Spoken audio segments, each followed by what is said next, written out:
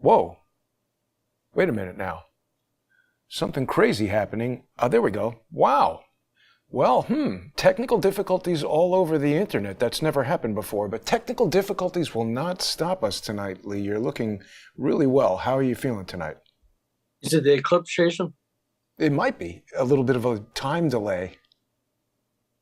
I'm pretty good, Jason. Good. We Now, got a lot Lee, to. Yes. we got a lot to talk about today. Have you looked at this? We're going to talk about Marjorie Taylor Greene and how incredibly angry she is, justifiably so, I would say, Yes. with Speaker Johnson. Where do you want to go with all this tonight? Well, there's a lot going on with this, but I also want to talk about all the stuff that's going on. You see, like a lot of amazing videos came out last night. The Tucker interview with Joe Rogan, for instance. Did you catch any I of that? did not see that, but I heard that he's exposed a sinister individual who prevented Trump from releasing the JFK files. Well, so I don't know who that is, but the big interview clip about that was Judge Napolitano. Did you see that clip? No, I've been very busily looking into this guy, Max Azarello, or whatever his name is. So let me talk about what Judge Knapp said. Azarello. This is important to me, I think, because it's a first person thing. So Knapp said that he talked to Trump after the election in 2020 and on the phone. And he said to Trump, there's one thing you promised you'd do, you had not done. And so he said, Trump said, what? Well, I'll do it right now. He said, release your JFK files. Now, again, this is not conjecture. This is what Knapp said. He said he had a conversation with Trump, and Trump said to him, look, if you saw what I saw, he said, well, I want to talk to you about this when I'm on the phone to you, Judge Napolitano, and there aren't 15 people listening to me. He said that loud. So Judge Knapp said Trump told him directly, not that he heard a rumor, but Trump said he's kept from releasing the JFK files and frightening stuff's going on. So Wow. right there, that's huge to me. Mm-hmm. And of course, it leads me to ask, what was it? And I'll tell you something I noticed a lot of these videos. Judge Napolitano and Tucker are both this close to naming names. Yeah. They're not doing it quite yet. So Tucker was saying stuff like, I talked to a top politician who's in my kitchen, he said. But he didn't name the politician. But I think Marjorie Taylor Greene is pissed off in a way that I'm seeing Tucker pissed off. I'm sure Judge Napolitano pissed off. All the fuckery that's been going on with people, I think is about to come out. Because I think people have been holding back. Make sense? Yeah. People have been holding back. They're almost saying it, but they're not quite saying it. You know, They're not quite naming names because they don't want to burn the people who told them this stuff. That makes sense to me. But I think they're going to get to a point soon where they go, fuck it. More important things going on. So what happened last night, passing in a dark of night, this, not only the 60 million, that the vote came later, but was a fait accompli. It was clear last night that when they voted to bring it to the floor, which is all Democrats voted for it, 161 Republicans voted against it, okay? Mm-hmm. Against changing the procedural rules. But what happened last night was not only the foreign funding, but also they passed FISA, right? Yeah. And so that's huge. But didn't they also sneak in some aspects of this alleged TikTok bill, which is actually, seems to me, a censor the internet bill? That's the other thing. Yes, exactly. Pretty bad, huh, Lee? Very bad. And combined with FISA, of course, is dangerous. But I think, one thing that's happening is a lot of people who are, Kimcast, Tim Pool. Okay, I'm not a fan. I've met Tim. I know him a little bit. I've interviewed him, and so it's not personal. But generally, I don't look. I don't like people who are more talk than substance. Right. He's just basically sitting around chatting with his friends about what's going on. And if you like that conversation, it's good. He's not really investigating anything anymore. That's right. But he said something that I agree with. So I want to give him credit. He said he thinks U.S.-Israel has maybe 20 or 30 years. And the reason why is the younger generation, right? People who are 20 or 30 now don't care about Israel. They don't have the same loyalty to Israel. Well, they've been turned against it, haven't they? Right. Caused to hate it.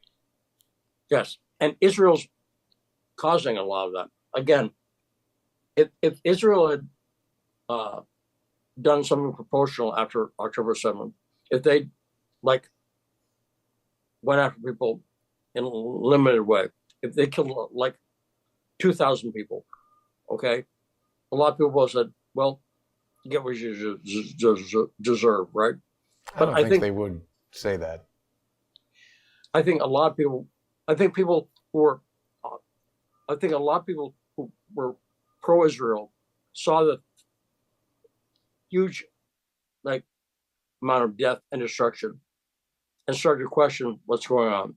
And I think Israel brought a lot of that on themselves. I mean, the bad PR part. I mean, there's no way for a lot of people to justify what they're doing. They're seeing the other day, is a typical story.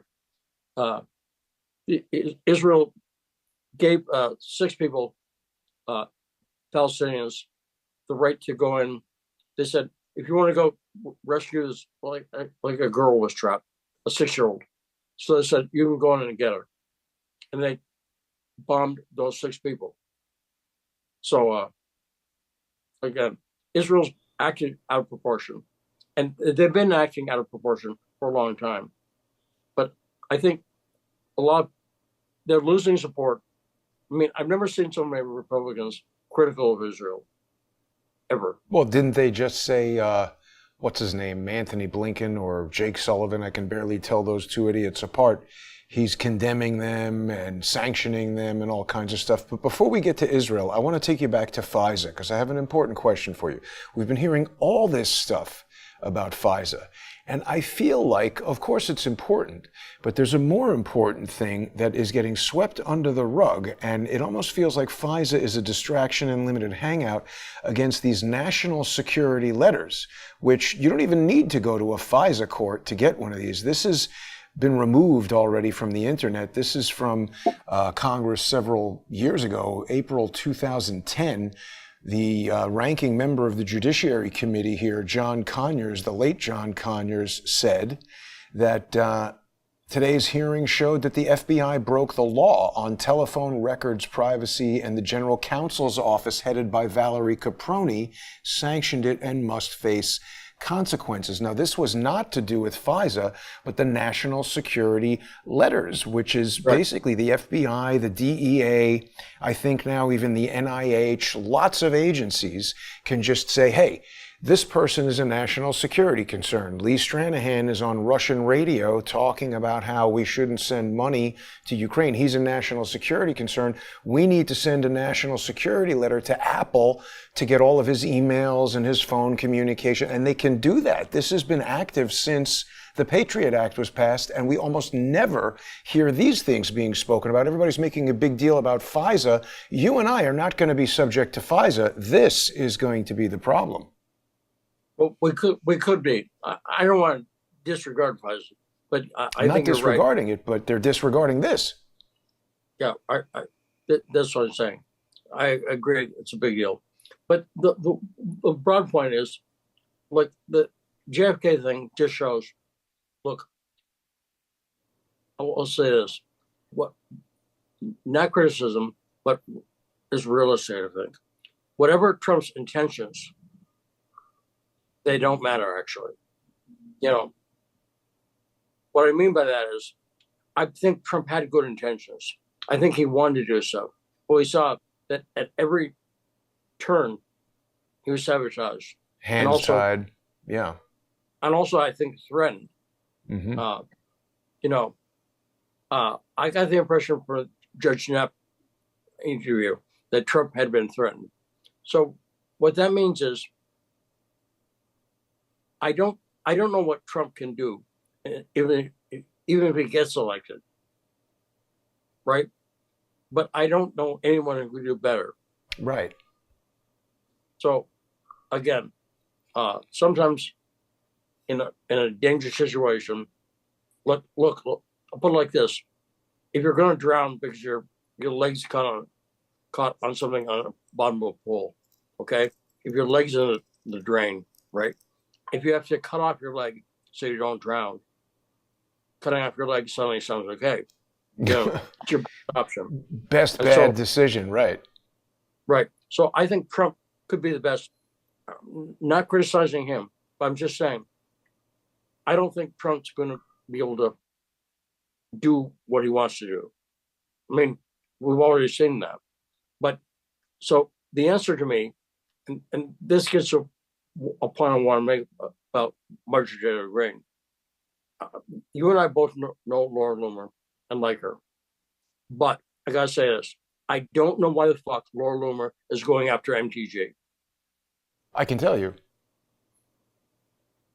Because Laura had evidence that MTG set up Trump and Laura with Milo. Milo was working for MTG when that dinner with Kanye West and Nick Fuentes happened, and Laura presented all this evidence, and Marjorie Taylor Greene started telling Trump, don't talk to Laura, she's lying and this and that. And obviously, Laura, whatever you want to say about Laura, she doesn't lie as far as I'm aware, and she doesn't present things. I'll say this. That's what you presented Laura's side. Let me give you my theory. All right. I think Laura jealous. I don't think Laura likes the fact that Trump is close to Marjorie Taylor Greene. I agree. Do. I agree with that, but I don't think that motivated the beef. I think it was this thing with Milo. I think she found something. Because I also don't think, I've heard Laura say stuff like... Who found something? MTG? No, Laura. Laura, in other words, she wanted to go after MTG, and she found a reason to. Oh. But, because I don't think the dinner Trump had with Milo and Kanye was a setup.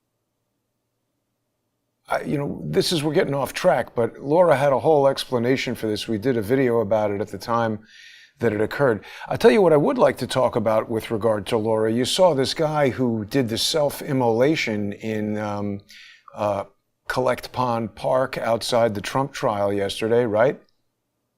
Mm-hmm. Are you aware that there is so much weird stuff about that guy? Lee, when you were in the film business, you were mostly dealing with visual effects. I think a lot of people aren't aware of the difference between visual effects and special effects, but special effects are generally in-camera stuff, what people would consider sort of trickery that you do in real life and then photograph. And the concept of like prepping up a stunt man in some fire retardant underclothing and putting special material on them so that they can be lit on fire for a small period of time and then put out is something that stunt people and special effects people are skilled at and have done. And there's a lot of strange stuff about this guy, Max Azarello. What the hell is his last name? Azarello, something like that.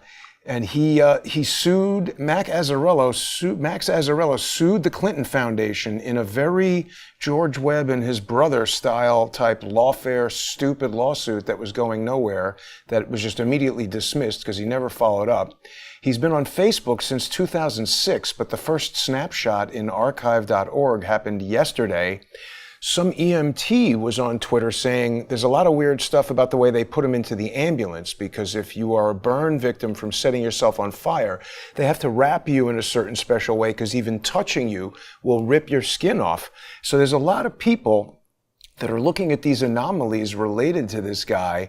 And also, when I went to the park to do a video with Laura, on Monday, I noticed a bunch of FBI UCOs who I recognized, and when I called them out, some of them even left the park. I think you're going to like this part the best, because a little more than 24 hours ago, when I heard about this, before the guy's name had even come out and before there was a picture, maybe people will find this, gruesome, but I got onto AI and I said, give me a picture. What did I say here? I said, create a hand-drawn and funny, highly detailed cartoon image of a guy running, holding a banner that says independent research. And it created 2 images that look remarkably like Max Azarello. And what I've noticed about some of these generative AI programs, if you say, hey, give me a picture of a guy on fire, lighting himself on fire, it gives you that, I'm sorry, Dave, I can't do that. It's violating the rules and the content policy and all that. But then I've also noticed that there's certain things that you can ask it for where it will actually generate an image, and then in the instant before it presents you the image, it'll say content blocked for a rule violation. And I've figured out some tricks as far as saving the URL and loading it again and reloading it and stuff. There's ways that you can access that. And it seems to me, Lee, when these artificial intelligence programs are created, it's sort of a learning framework. Then they give it a library to train it. And then when you ask it questions, it's doing what's called interpolation. And so the people who created it, they don't necessarily know everything that these artificial intelligence large language models know. There's a certain degree of unknown operation there. And it seems to me that these rules sit on top of all of that to block content. There's an error checking process that happens at the end that says, wait a minute, that looks too much like Hunter Biden. Because I've gotten into tricking it and lying to it to try to get it to do things that it doesn't want to do. And I've had really some pretty good success, particularly with Hunter Biden. I got it to make this image. I don't know if you can see this on the screen share, but Jack Maxey created a problem on the show the other day. Look at this cartoon image of Hunter Biden. I mean, to me, it looks remarkably like him. And when I asked it to create Hunter Biden, it wouldn't do it. Well, interestingly, I was talking to my ex-wife about a job I may be getting. So I think I've got it. But I was talking to her about AI models. And I don't know, because we don't talk. I was trying to explain it to her. And she asked a question. I said, I don't really know about AI. She said, not much. But I said, if you type in my name and the AI, say, portrait of Lee Stranahan, okay, there's a fair amount of pictures of me on the internet, okay? But my ex-wife, there's no pictures of her. We're married 20 years, and there's no pictures. I have no pictures of her. So if I type in a picture of Lee Stranahan, it will do a picture that looks kind of like me. You can see it like a white guy with a goatee. Yeah, is trying, right. But I typed in her name, and the pictures look nothing like her, but the pictures all look similar. Okay, so my wife's name is Lauren. So Lauren Stranahan, they were all a woman, but it looked nothing like her.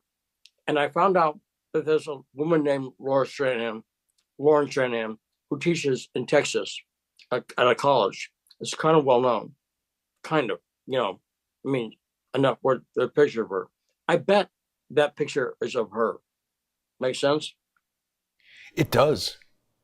But yeah. I'm just saying, it seems like AI knows things that maybe you wouldn't expect it to know. I don't want to speculate how it would know that this guy, Max Azarello, I don't know. They've left his Facebook account up, which is very strange. Normally, we still haven't seen this transgender shooter from Tennessee. That person had a manifesto that we didn't get to see, but they want you to see this guy's manifesto. And he's holding a sign that says independent research, and he's calling out the Clinton Foundation, and he's doing these, pro se lawsuits. It seems to me, and they're talking about shutting down that park for protests outside the Trump trial now. It seems to me that if you wanted to create a situation where the public thought, oh, all these independent researchers are crazy, and anybody who's going to bring a pro se lawsuit against the Clinton Foundation or the Emmys or the Lawfare Institute or whatever is crazy. And it's interesting how they're trying to block this kind of activity. But Lee, what we've got to do right now is make our way over to our sponsor. What's that? I said, yeah, let's talk about this more. I want to talk about the difference between inductive and deductive reasoning in the Patreon. Yeah, people can watch on patreon.com/Stranahan. Great way to support Lee. He really needs your support right now. He's in between gigs. So get onto patreon.com, support Lee. You can also watch on odyssey.com/@crowdsourcethetruth, crowdsourcethetruth.substack.com and subscribestar.com and patreon.com/crowdsourcethetruth. We've only just scratched the surface of each of these